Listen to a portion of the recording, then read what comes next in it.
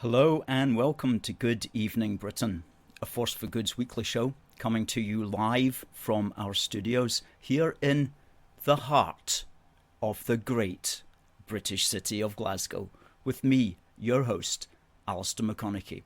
We're broadcasting on all our digital platforms throughout the United Kingdom and across the world. We're bringing you quality pro-UK comment and analysis every Wednesday from 7 until 8 p.m. on Facebook, on YouTube, on Twitter, and on TikTok. Ladies and gentlemen, please send us your greetings. Please tell us where you are viewing from and send us your comments and your questions on this lovely August evening here in our wonderful United Kingdom. And what a show we've got for you. We have a fantastic guest coming up at 7:30. It's the one and only Niall Fraser. And if you have been on Twitter this week, you will know that Niall has made himself quite famous because it was Niall who took up the advice of Humza Yousaf. If you recall, Humza Yousaf was telling everybody that if you encounter bigots, you should tell them to F the proverbial off. And so considering that Humza Yousaf has made himself well known for being somewhat bigoted, Niall thought he would take him up on the opportunity, and he went along to Humza Yousaf's Fringe event where he was being interviewed by somebody at the Fringe, and Niall gave him a piece of his mind, and we've got that little video coming up, and we'll be speaking to Niall about his thought processes there and what he thought that he would accomplish from it and what drove him to do it. So that's going to be very interesting, talking to the pro-UK Unionist activist Niall Fraser at 7:30. Now, if you're on TikTok, folks, you won't see that interview. You'll just see me looking at the screen, listening to Niall and occasionally asking him questions. If you want to see that interview, then go to youtube.com/UK A Force for Good, where we are currently broadcasting also. So, great show tonight, folks. Hope you are doing well. Let's say hello to some people before we get into the meat and potatoes of the show. Derek says, good evening. Derek's the first in, wishing his best to the AFFG family. I hope everyone is doing great. And Derek wants to congratulate the women's English football team for their great results today. Apparently, women are doing quite well in that particular field. If you are a football fan, I wonder what's happened to the Scottish women's football team. You never hear about them, but I presume there is some. They're probably as good as the Scottish men's football team. Visuals says Britain forever from Scotland, and Debbie, third in this night, says good evening all, and hey to Melissa and D Stanners from Kilsyth, and to Harry. Always nice to see Harry. Wishing the best to AFFG and Unionists alike. How are you all on this sunny August day? Very often get good weather in August, you know, and sometimes latterly in September. Hello to Stuart from Elgin, and to Catherine, and to Alan, and to Adam. Lots of good names that we recognise each week. Folks, if you haven't sent in a comment and you're watching, please do so. We'll read it out, and we'll definitely appreciate your comments and your questions. What's on your mind? Today has been the day when the GERS figures were announced. Now, the GERS figures are not the latest signings for Rangers, as I always used to imagine they were. Apparently, they're actually the government, by which they mean the SNP administration, but they like to give themselves haughty titles. So it's called the Government Expenditure and Revenue Government expenditure and revenue. What's the S for then? Oh, of course, Scotland. The government expenditure and revenue Scotland figures. Because it's the law in Scotland that if you have a government agency, you have to put the word Scotland after it. Or if you have a Scottish charity, you've got to stick the word Scotland after it. Or even if you just like make a comment, you have to stick the word Scotland after it. Well, that's not quite the law yet, but we're heading that way. So it's the government expenditure and revenue Scotland figures, which interestingly enough are produced by the British civil servants who work for the SNP administration. And so you could say it was SNP figures actually. So the SNP can't gainsay them. They can't make up these figures and go, oh no, that's Westminster lying. No, it's actually their own figures that they publish.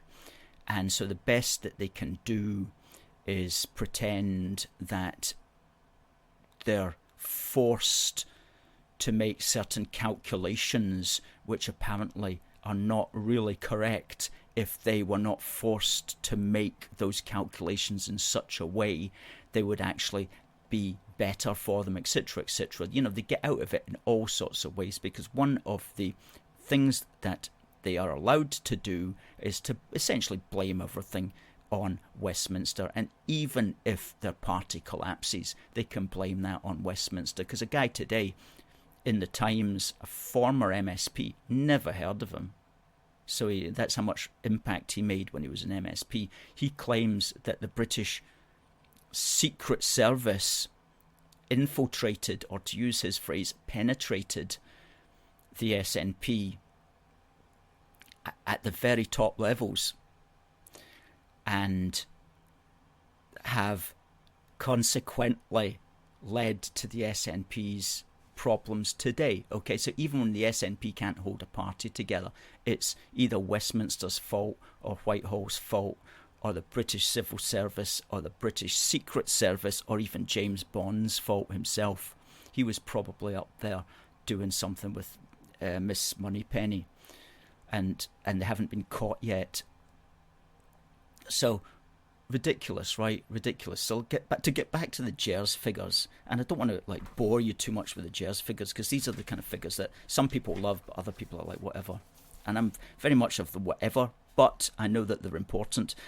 Apparently, the public spending in Scotland topped 106 billion last year. Goodness knows what it got spent on.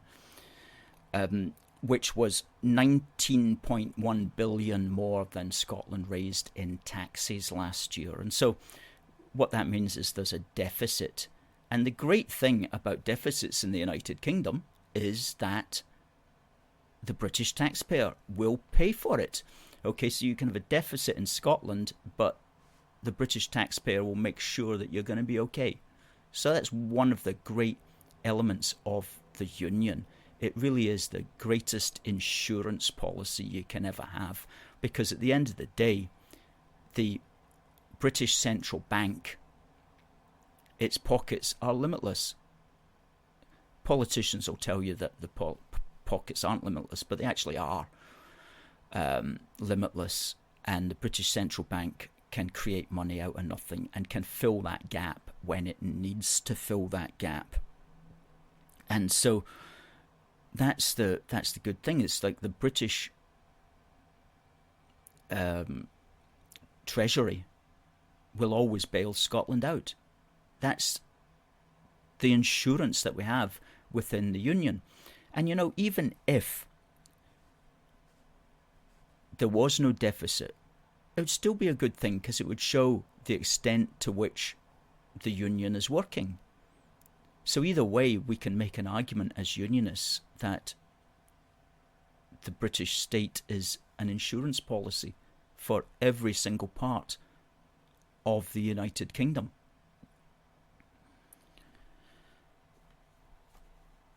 And apparently the report, I'm quoting here from it, the report said that if North Sea revenue was not included, then the deficit would have been 28.5 billion. Meaning that the oil and gas sector is a major boost to Scotland's finances.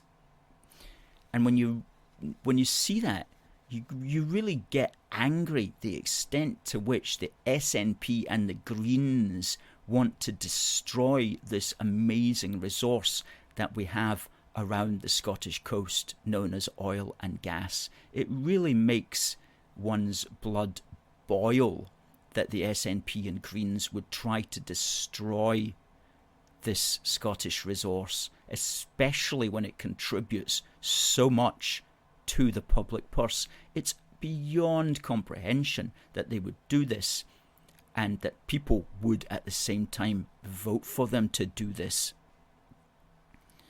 Incredible. The Scottish Secretary said, quote, the Scottish government's own figures show yet again how people in Scotland benefit hugely from being part of a strong, united kingdom. Scotland's deficit is more than 19 billion, even in a year of exceptional North Sea revenues. Without oil and gas, that figure soars to more than 28 billion, which was what I just said.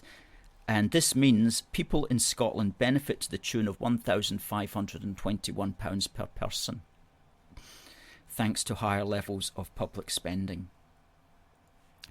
Well, that's one way of putting it, isn't it? They call that the union dividend. However, unless I'm getting a cheque for £1,521, I'm not really seeing any personal benefit to it. But I have to presume in some kind of abstract way out there, there's a value of £1,521 floating around that says, Alistair, I'm here just for you.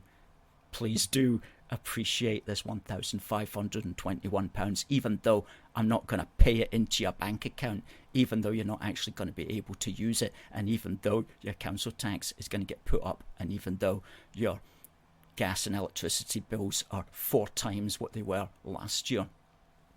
But anyway, it's still an argument you could use, I suppose. £1,521 per person. Yeah, okay, so I think that's everything I want to say about GERS, unless anybody has got any other comments that they want to make.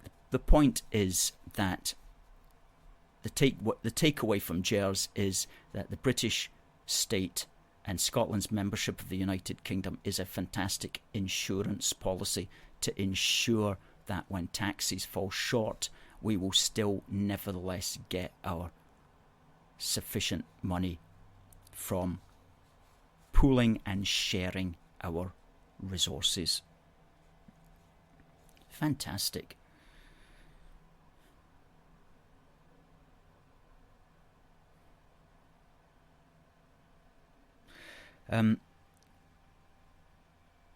Alan says the hard of thinking are going mental about the GERS figures as usual. They do every year. They have a meltdown because they say that the figures are not calculated in the way that they would prefer.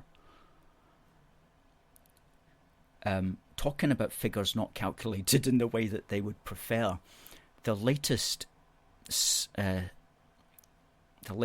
crazy idea of the ever ingenious Scottish Nationalist movement is this October to get 77,000 people to link hands between Glasgow and Edinburgh along the side of the Union Canal, which links Glasgow and Edinburgh. And here, I don't know if these two ladies there are the organisers of it.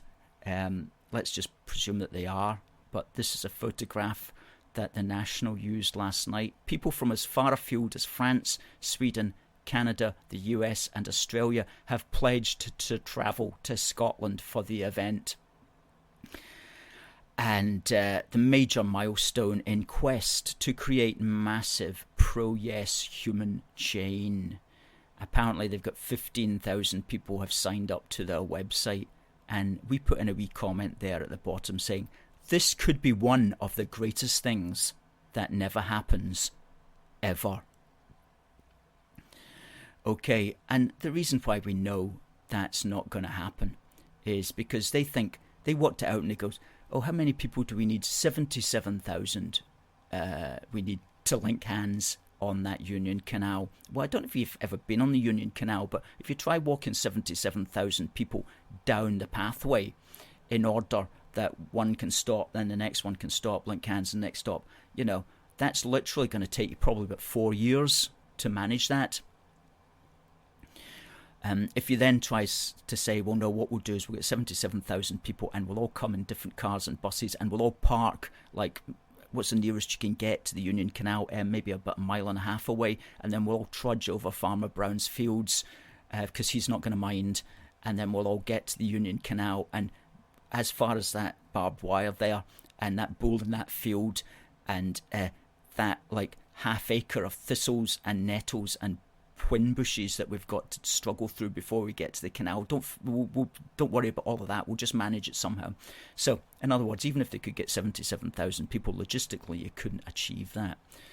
But why are they imagining that they could even get 77,000? And the reason they're imagining that they could is because they, in their dreams, imagine that previously they've been getting things like 100,000 or 250,000 people at their marches. But of course, they're not getting anything close to that. If they'd listened to A Force for Good, we'd be telling them exactly how many people they're getting at their marches. For example, back in 2019, on the 5th of October, Joanne Cherry was telling everybody that they got 250,000, which is to say 250,000. No, they didn't. We counted them and they got 11,286. And we've got an article, Fantasy Figures Revealed, which you'll find in the threads there, that detail every single march that we've ever counted, which is to say them all, apart from the first two, and revealing the true figures at them. So, you know, they live in this fantasy land where, 77,000 people, that'll be easy. No, mate, it's not going to be easy. If you get enough people to get you out of the car park in Falkirk, I would be amazed, right? Anyway, all will be revealed in October. And this reminds us of their classic attempt at that event in Edinburgh on the 5th of October 2019 to create the world's largest human saltire. And that fell flat in his face as well. There you can see a picture of the world's largest human saltire. And they only managed to get people into that field because they said there was a person selling Greggs in the middle of that crowd there, right? Free sausage rolls. That's the only reason they managed to even get people into that field. And that's why there's so many people in the centre there. They're all looking for their free sausage roll. Okay. All right, to British Legends, how you doing? Hope you're enjoying the show. Alan says the SNP supporters are blind to the GERS figures as they go against everything the SNP say. Absolutely. Folks, just to remind you, in 10 minutes we have got our guest coming up, who is going to be the wonderful Niall Fraser, the activist who had a few choice words for Humza Yousaf on Friday at the Fringe Show. We'll be talking to him about all of that and about his point of view.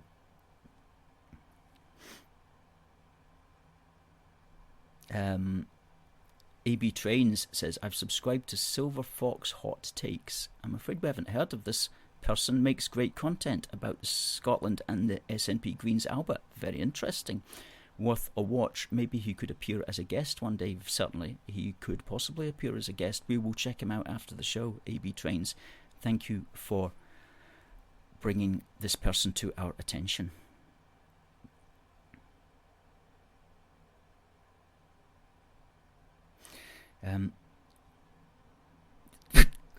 Stuart has a thought there about the penetration that's been occurring in Holyrood, and worries the extent to which MSPs may have been penetrated. Christopher says they are inveterate fantasists. I saw some academic by the name of Murphy. We know to whom you refer, or some such name, pontificating on the GERS figures. Well, he loves to pontificate, that Murphy character.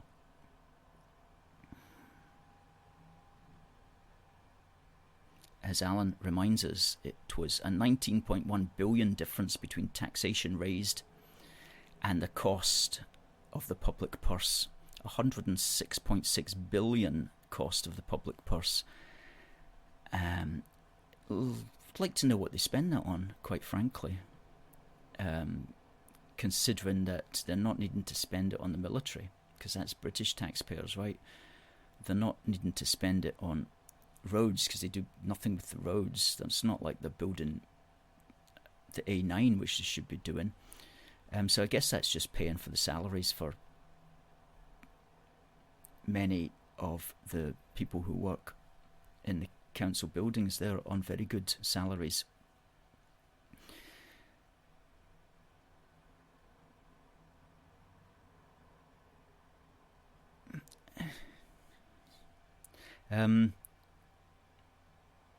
Yes, Niall Fraser of the Humza Gets Telt fame is our guest later tonight, coming up in 8 minutes.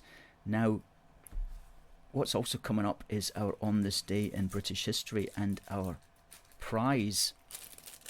After we've gone through this day in British history, we'll ask a question, and the prize is this nice little keyring here, which has got 2 Union Jacks hanging from it. Along with, we're going to throw in a Lincoln Tea and Coffee Royal Air Force Typhoon coffee bag, which I'm told is very good. So what happened on this day in British history? Well, today is what we call the National Day of the sovereign base areas of Akrotiri and Dhekelia. Now, these are areas in Cyprus which belong to the United Kingdom, because Cyprus has a very interesting and quite violent history, actually, because it's always been populated by Greek people and by people descended also from Turkey. And there's been a long-standing dispute about who the island actually is owned by, as it were, whether it's Greece or Turkey. And that's led to serious fault lines within the island itself. And it became British territory as part of the British Empire back in 1878, and Britain took it over completely in 1914, because prior to that it had remained sort of in law. Even though Britain was administering it, it sort of remained in law still Turkish as part of the Ottoman Empire. But in 1914 it became a fully British base, and excellent as far as the British were concerned for the colonial routes into the Middle East. And it's still a very vital island, sitting where it does in the Mediterranean, along with Gibraltar. And Britain has been able to keep both of those areas, parts of both of those areas, for the British military. And that has had a hugely beneficial, if you want to call it that, strategic effect for the British military, especially the Royal Air Force and the Navy in the operations around the Mediterranean. And so, however, as the 20th century rode on, by the time in 1960, Britain gave up that territory under what's called the Zurich and London Agreement, and it attained what might be called independence, but it was still very much an island that was disputed between Greece and Turkey. And in 1974, Greece invaded Cyprus, and in response, Turkey invaded Cyprus. And ever since then, there's been a United Nations buffer zone between the northern Turkish area and the southern Greek area, with the little enclaves of Akrotiri and Dhekelia belonging still to the United Kingdom. And I'll just bring up the picture there of the Cyprus map, and I'll show you where these little enclaves are. As you can see from this picture, which, there we go, that grey line through the middle is the UN buffer zone separating the Turkish north from the Greek south. And in law, there's actually one government for it all, but it's generally kind of disputed. In other words, it's not like it's a de jure government for the whole island, but not really de facto. De facto, it's still very much disputed. And those shaded areas there at the very bottom is the Akrotiri sovereign base area, and up there at the UN buffer zone towards the north is the Dhekelia sovereign base area. And these areas are used also by the Red Arrows to practice their summer flights in, because you can always be guaranteed the good weather in that particular area. So it was on this day, the 16th of August in 1960, that Cyprus gained, separated from Britain, and these separate areas came into their own as British overseas territories. So today was the day, we call it the national day for these areas, for the sovereign base areas. And there's a picture of the Red Arrows flying over. That looks like Akrotiri, but I could be wrong. Certainly part of Cyprus anyway. Cool. So in 2 minutes we have got our guest coming up, who is going to be Niall Fraser. Stephen says, GERS shows that the UK is a mutually beneficial union. Absolutely. And they always have a meltdown, as James says. They always have a meltdown about the GERS figures. Alan Jack says the AUOB page are struggling with the project of getting everybody to line up along the Union Canal. Well, it keeps them busy, because who knows what else they would do if they actually didn't have something like that to occupy their minds with. They might actually get up to some real trouble. I just hope nobody falls into the Union Canal or something like that. I can see that happening if they're not careful. Certainly if there's a 77,000 people there and they're all pushing along the yard-wide little lane that runs along the side of the Union Canal, I can imagine tempers will fray and the bodies might fall. Fingers crossed that doesn't happen, of course. Are there 77,000 villages in Scotland a sufficiency of village idiots? There's not even that. If they get 77 people, if they get 770, they'd actually be doing extremely well. That would still be a massive logistic exercise getting folk along the Union Canal, though. But if they have the dogs as well, they could double it. Now, please welcome, folks, our guest, the one and only Niall Fraser. Hello, Alistair. How are you doing? I'm well.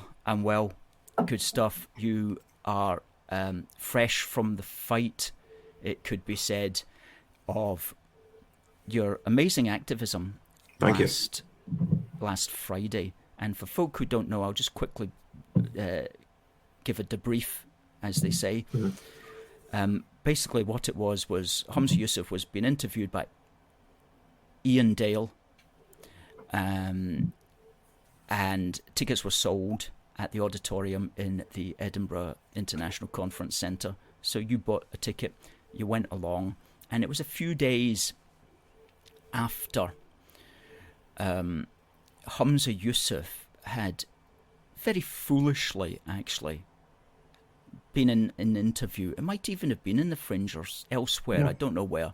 But he had, because he loves talking about himself and he loves talking about his race as well, which is a strange fixation that he's got. But he had said that basically bigoted people should be told to F off, and he had used the F word in full. And, people in glass houses shouldn't throw stones, because it's very, very easy to portray Humza as a bigot. After all, he has been on, for those who don't know, which is nobody actually, because everybody knows, he is very famous for having been angry about all the white people in Scotland in positions of power. Mm-hmm. And there's a very famous video that has literally millions of views of him going through all the obscure positions in Scotland. And apparently they're all white people in these positions of power, which is very unusual in a country that's at least 95% white. Yes, very unusual indeed. And also, considering to get into a position of power like that, you generally have to be kind of older as well. You have to have had a career as well, which means that means that a lot of recent immigrants to Scotland wouldn't qualify anyway, because they're not old enough, or their career path hasn't gone on long enough for them to be in such a position. So very absurd, kind of bigoted point of view. Anyway, you gave him a taste of your medicine, and let's just play the video so folk can know what you said. Now, we don't usually swear on A Force for Good, but in this case we'll just play the video, which has got over 500,000 views on your Twitter account. Twitter alone, yeah, 500,000 on Twitter alone. On Twitter alone. Crazy. Let's play the video. By who? Oh, by usually, please don't take offence here, but usually by middle-aged, conservative white men.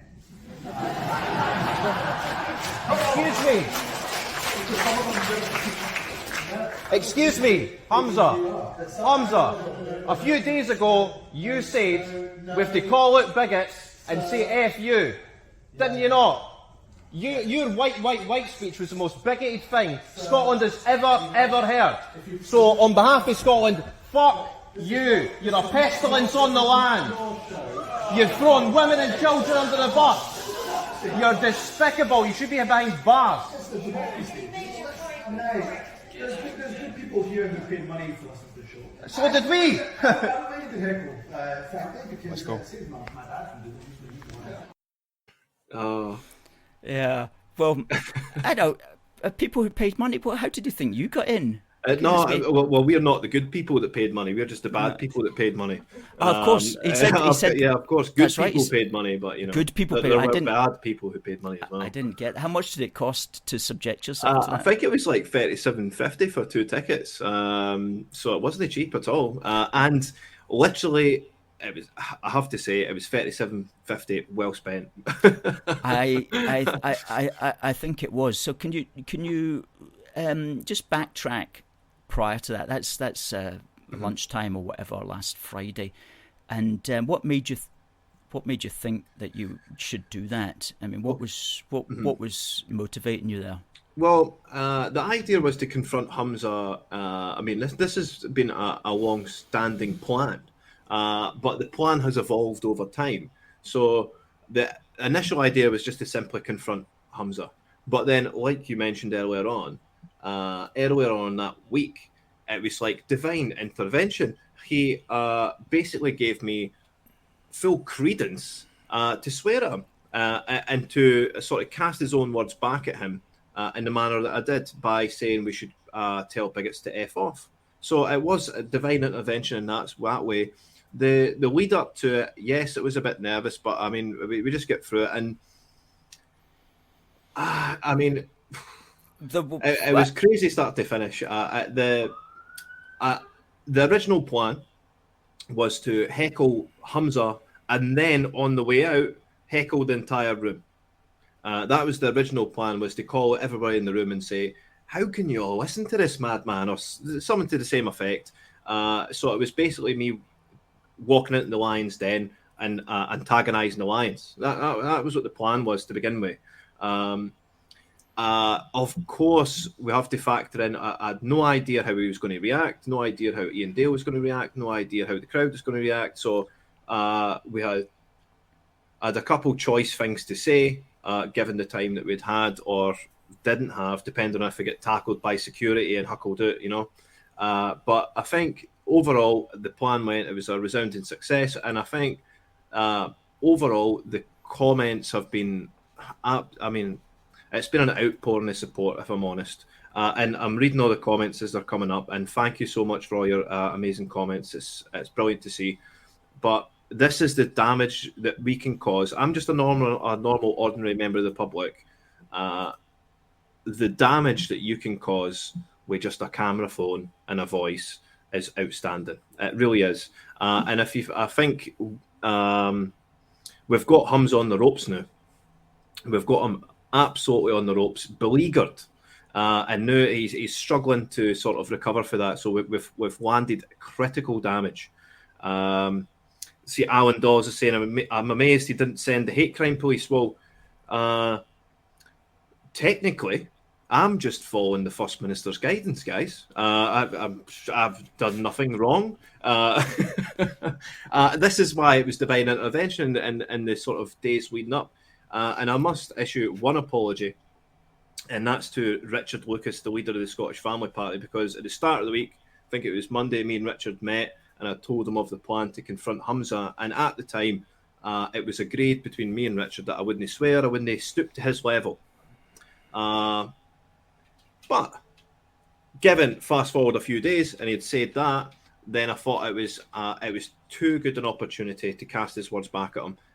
So there's one apology that is due, and that's to Richard Lucas, because I did agree with him not to swear. But given the whole context of the situation in its entirety, I felt it was entirely warranted, absolutely entirely warranted. But I would just encourage everyone to take inspiration for this, and that you can do the same. I was going to redonate any donations that I had received to the next person that done it, to the next person that catched Humza out. And then we can sort of start like an ever-growing prize for catching Humza out, or catching these politicians out, just in general.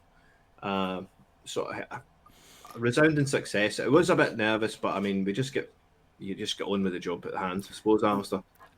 Absolutely. I mean, I feel for you, because you had to sit through 35 minutes of listening to Humza Yusuf in conversation with Ian Dale, and I would find that very difficult to sit listening to that. I mean, how was that?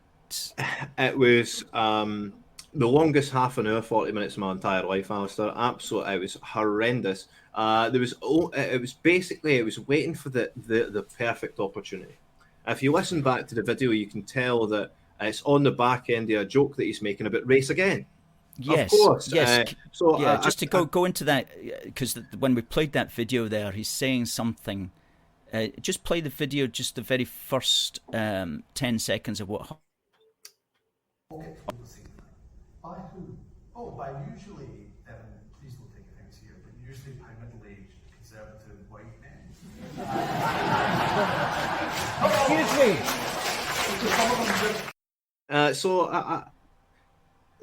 It was the perfect opportunity to segue into the whole, because obviously my statement was regarding race anyway. So what he's saying there is basically, I think the video's cut off a tiny bit, but what he's saying, who's criticising you? Ian Dale's asking. Who's criticising you? Oh, it's middle-aged white men. And to my amazement, the whole crowd just starts applauding, as if it's there's a big sign flashing on the stage, applaud now, applaud now. It was absolutely ridiculous.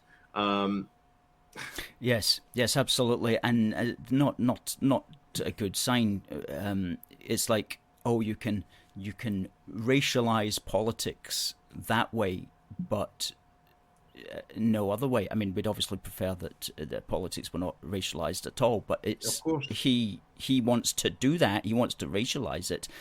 He's got form for doing that, and but apparently he doesn't seem to realise. Well, that could, you're playing with fire basically. He's a hardened identitarian, and he follows that diktat perfectly. And you've seen. This is the next thing we're going. Is that Anis Sarwar has made an almost identical speech to Humza. And this is where we go. So this is why I'm facing incredible attacks from Labour as well. So Labour have come after me. Or if you think about it, on the Unionist side of things, this should have been universally viewed as one for the good guys. Oh, yeah. Universally.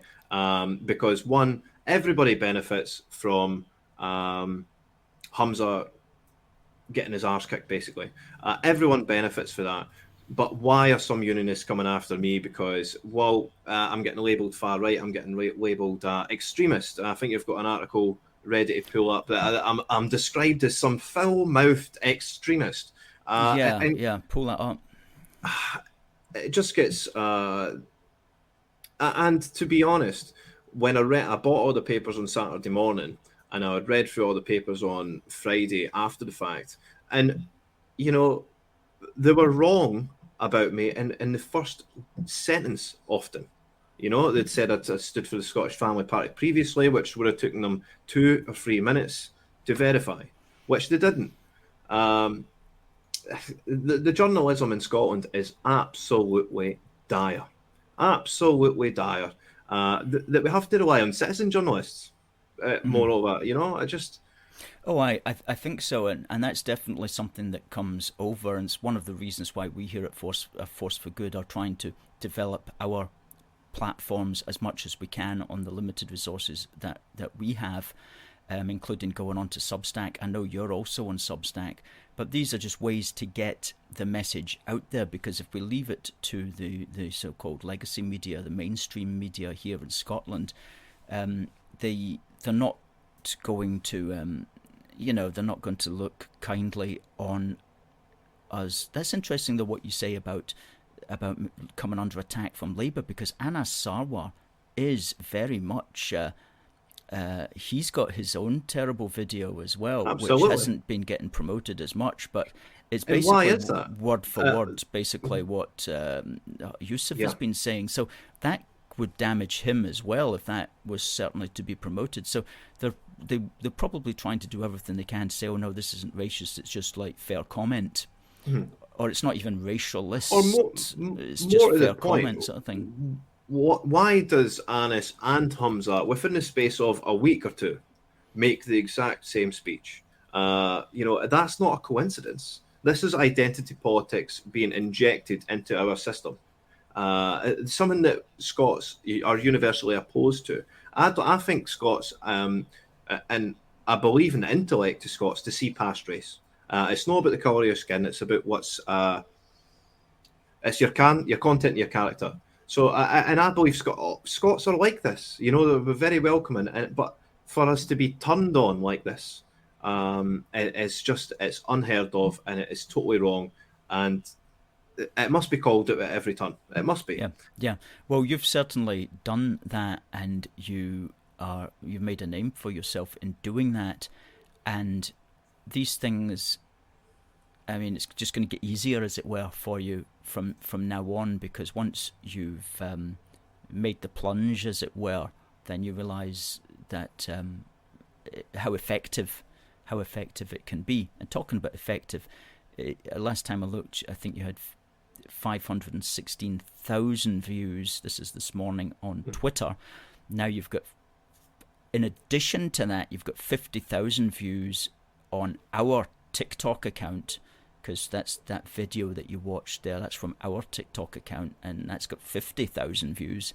And I've seen the video throughout YouTube and TikTok as well. So all in all, you'll have at least 600,000 views, at least, which is serious traction. And prior to this, I didn't even post on TikTok.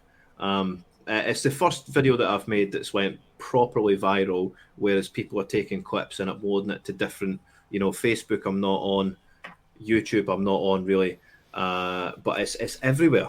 You can't walk around without stepping on it. And even the best thing about it, Alistair, if I'm honest, is that, you know, people that I know personally for back in Cowdenbeath, where I grew up, you know, working class people through and through, they were reading it in the papers, and they were seeing it as inspirational, you know, and sending in support. So it's reaching the grassroots. You know, I've managed to breach the echo chamber, so to speak, which is what we need to do. We need to reach the people that are actually, maybe they're tuned out to politics because it's too much. Maybe because we're obviously involved heavily, we're looking at every word everyone's saying almost on a daily basis, whereas people are just living their normal lives, trying to get through day to day. And these are the people we want to reach. So I'm happy for that. Yeah, that's a good point about how an event like that can actually reach people who don't normally follow politics, because that's, most people don't, you know, follow politics very, very deeply, and for them it's just the same old boring kind of arguments. But something that actually reaches them, stunts as it were, that reach them and make them realise that's funny, or that's correct, or that's brave, or that's unusual, or whatever, gets them thinking, gets them debating, gets them talking. Did you see that guy on TikTok who said whatever? You know, so it's very good. It's very good that way, and so that's what you've done. You've really contributed actually to the Scottish political debate.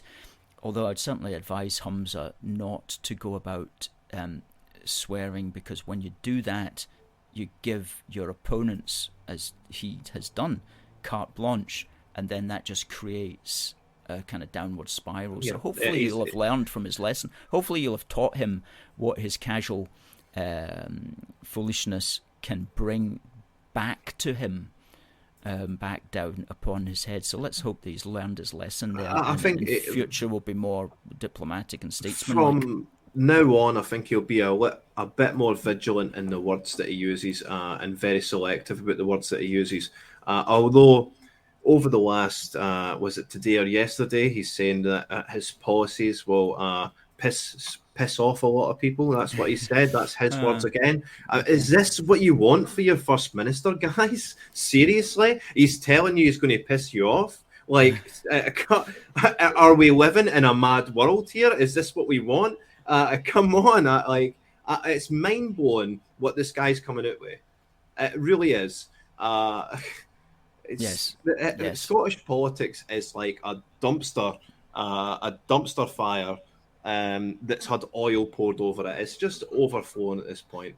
Well, talking about dumpster fires, that made me remember that back in 2014, maybe it's the week before the referendum, there was literally a dumpster fire. There was a big one of these great big wheelie bins that you have on the streets went on fire, and it went on fire beside, as it happens, I think it was a Scottish Nationalist shop or meeting place or something like that, and a photograph was taken that made it look like it was the SNP place that was on fire and not the actual dumpster. And we're like, I immediately saw that and I was like, that can't be right. Nobody's setting fire to any of that. And I actually, the next day, because it was here in Glasgow, I went out and I took pictures of it, and it was in fact just this big dumpster that had gone on fire. Somebody had put a traffic cone beside it and set the traffic cone alight, which had melted all the plastic, which had set the thing up. And I went into the shop next door, and the shop owner, I think it was over on the south side somewhere, shop owner goes, "Oh yeah, that was just on fire yesterday. Don't know what that was about." But it created a huge stir back then, as if other Unionists were going about torching places. And it's just thought how easily misinformation can suddenly catch legs if at the right time. It's terrible. Talking about misinformation, if you were to draw up this Daily Record article, I can point out some of the glaring flaws. I think it is that one that's got some errors. But effectively, there was a lot written about me that was just plain wrong. Yes. And really, what are the journalists doing? What is their job? Surely they have what is it? Journalistic integrity. That's the phrase. Yeah. We'll bring it up. I thought it was ready to go there, but I see that it's not.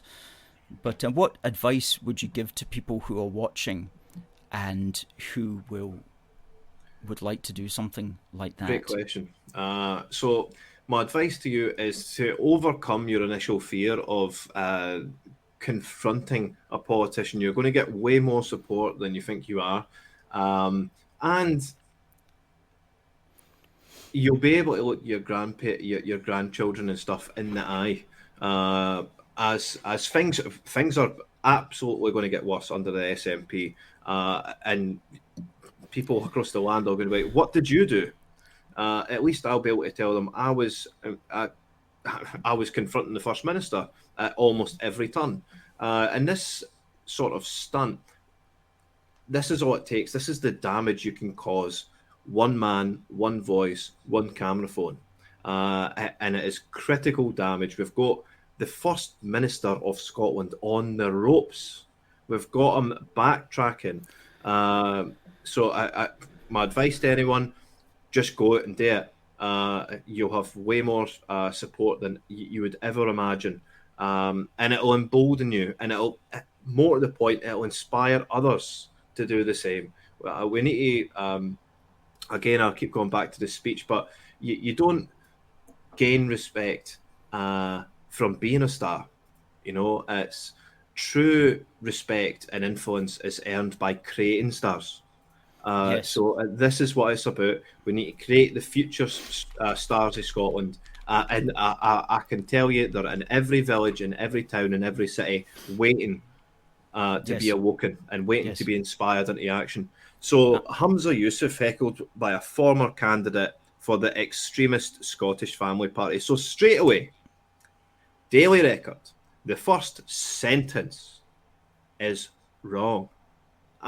Categorically wrong. I've never stood for the Scottish Family Party. I'm intending to stand for them in Rutherglen by-election, which this stunt was involved in that, and we've got a lot of stunts lined up in conjunction with this, but I've never stood for them before.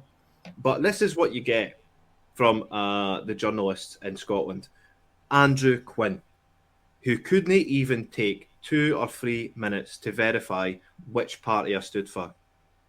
Couldn't even be bothered for That's a quick right. Google search. Yeah, you know? I recall you did stand, but it was for George Galloway's party, wasn't it? That's correct. Yes. It was. I like to view it as a mirror image of the Unionist side of Alba, whereas Alba were going for the list vote. They were saying vote SNP 1, and then on your list vote Alba, where they were going for like an independent supermajority.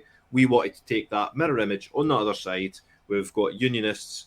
They can vote for the best placed person to beat the SNP in their own personal constituency, and then they could vote all for unity on the list to create a Unionist supermajority. That's right. That was the plan, and obviously all the journalists in Scotland hated that as well. You know, basically, I've uppercutted the machine, and the machine is coming after me. And this is the mechanism they're doing it is through the press by just it's plain lies. Yes, and let me just read it here. You shouted out, "Excuse me, Humza, a few days ago you said we've all to call out bigots and say F you, did you not? Your white speech was the most bigoted thing Scotland has ever heard. So on behalf of Scotland, F you. You're a pestilence on the land. You're despicable. You should be behind bars," close quote. I think I've never seen that phrase, "you're a pestilence on the land," used in a political context outside of the Bible, I have to say. But well done for that soundbite, which was certainly a very original and new one. That was not a rehearsed line. I had no idea I was going to say that. That just absolutely sprung into me. It was so. It's the spirit. John Knox. The spirit of John Knox was acting through you there, I think. Yeah. So, anything else you wanted to say about that particular? I mean, the particular article. I mean, this is just an example of how bad our journalists are in Scotland. You know, it would have taken Andrew Quinn 5 minutes or less to confirm what he'd written in the article. You know, Yeah. 5 minutes or less. I think that it's been edited online, on the online versions of it, but in print, it hasn't been. But what I would say is that if I'm talking about the election coming forward and the Rutherglen and Hamilton West by-election, if we're going to win, and every political analyst in Scotland will tell you that there's no way you can go from 0 to winning an election. It just is not possible.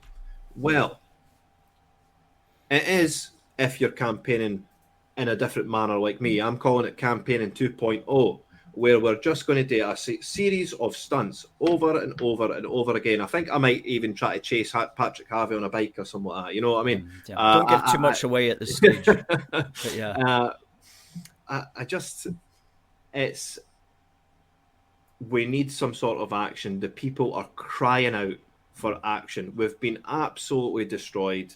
Our livelihoods are being taken away from us. Our freedoms are taken away with us. Our own First Minister is telling us that he's going to piss us off.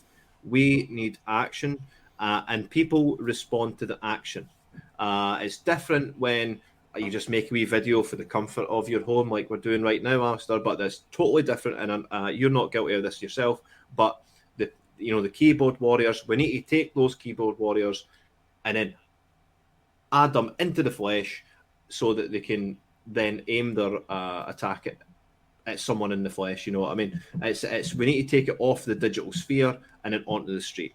You know. Well, you're the man to do that, and I don't know if you do meet Humza, maybe you could give him a packet of these digestives. Digestives, white. I think I would love them biscuits, by the way. I think I would. I love digestive biscuits, especially McVitie's digestives. Somebody said I was getting accused of putting up a Nazi salute there. That was, if you look at the video, come on. They'll try to label you with absolutely everything. Pointing, for example, they'll try. But he was the. If we just get rid of the Twitter banner at the moment, we'll just put this up, and well, there you see the whole crowd now. How many people did that seat? So auditorium? I think the theatre was in between 130, 150 at seat. So right. As you can see from the picture, it's very sparsely. It's about occupied. a third full. I think there's around about 50, 55 people there. Around about a third full in that case. So, it's not a particular... Well, it's very poor turnout, actually. But you would think a lot of people would like to hear the First Minister speak. You would think that. I think we hear him enough, quite frankly, on the television, and everything he's coming out with, it's just worse and worse. I mean, yesterday he had an article in The Guardian complaining about quote-unquote toxic masculinity in Scotland. I don't know if you saw that, but I mean, that's really, that's all the usual buzzwords, all the usual phrases. Before you know it, toxic masculinity will be added to the hate speech crimes. Well, actually, I think misogyny. I think they want to add misogyny, however they may define that, to the Hate Crime Act. So nothing's going to get better under Humza, or indeed under the SNP, or indeed under the Greens. And so we need people like yourself to be doing what you're doing. And thank you so much for that. And we'll just run through how to contact you. We can contact you. Best ways, I'm most active on Twitter. I am sort of trying to work out TikTok, whatever it is. Just sometimes I think I'm doing TikTok wrong. It's just a barrage of videos and information at TikTok. As soon as you open the app, it's attacking you straight away. So I'm trying to work my way through that. But so you're at the moment you're on twitter.com/Niall Fraser 8. That's NIALLFRASER 8 for those of us who are listening on the podcast. You're on niallfraser8.substack.com. And for those who want to say congratulations and I'd love to buy that man a drink, you can at least buy him a coffee at ko-fi.com/Niall Fraser 8. That's ko-fi.com Niall Fraser 8. Just make sure that it's not a flat white Yes, indeed. So on that happy note, let's draw this to a conclusion. I think we could talk all night, quite frankly, and maybe we need to look into doing a special program about that, and we'll certainly be keeping in touch with you during the Rutherglen and Hamilton by-election, which will be coming up sometime in October. So looking forward to that and wishing you the best of luck. And folk out there, please help, please support Niall, and please pray for him as well. And please help to buy him a coffee at ko-fi.com/Niall Fraser. And if it's not a big deal if you can't, even if you just send a wee message of support, honestly, that goes just as much as giving me money. It really does. Sometimes I don't like asking for money at all, and that's why other people have to do it on your behalf. Absolutely. So Alan says that was excellent. Niall, let's say good night and all the very best to you. All right. Good night, Alistair. Pleasure as always, and thanks for all the great comments, guys. Have a great evening. Take care. Great stuff. Niall Fraser. What a fantastic guest, and thank you for all those comments that you made. Now, just before we leave, I want to make a quick mention of our Substack. We launched our Substack about 10 days ago. Substack is a way of trying to raise a wee buck for our organisation. Basically, it's to encourage people to become monthly union supporters. If you become a monthly supporter from £5 a month, which is to say £1.15 a month, then you'll get free access to our paid articles on Substack, in addition to the other rewards that you'll get, in addition to the badges, the magazines, the books, the flags, etc., that you can also get as a union supporter. We're going to gift every union supporter who wants it or who requests it a free paid subscription to our Substack to get all our articles, which will be behind the paywall, and that's worth an additional £3.50 a month to you, or £35 a year. So it's a way of encouraging people to become union supporters, which is to say monthly donors. So please do become a union supporter if you can, at forceforgood.uk/union-supporters. So valuable for us. It's the only thing that really keeps us going is our union supporters and our occasional one-off donors. And you can also subscribe to Substack and just get the free articles as well. You don't need to pay anything, you'll just get the free articles, but 80% of the articles on Substack are behind the paywall. And these articles on Substack will be available nowhere else online. And that will also help us in our constant effort to produce our next issue of Union Heart, which will be issue number 9, which will be called King and Country. And this was the last issue that we did, which was called Union of Crowns. So our Union Heart is on course, but at the moment we don't have the cash to publish it. So anything that folk can do just to help us out would be much appreciated. But folks, we're going to continue to keep the British end up. Whatever happens, we'll be out on the street at least once more this month, and in September we'll be out at least a couple of times. And so if you want to contact us to be with us, you know the email address, contact@aforceforgood.uk. So having said all that, folks, we're going to be taking next Wednesday off because we want to double down on research for the next issue of Union Heart. But we'll be back the week after that, and we'll be keeping you up to date with what's happening on the scene. I think this has been a great programme tonight. I've really enjoyed it. It's gone on longer than we expected, so thank you everybody for viewing. It just remains for me to say, God bless the United Kingdom, and God save the King. See you next time.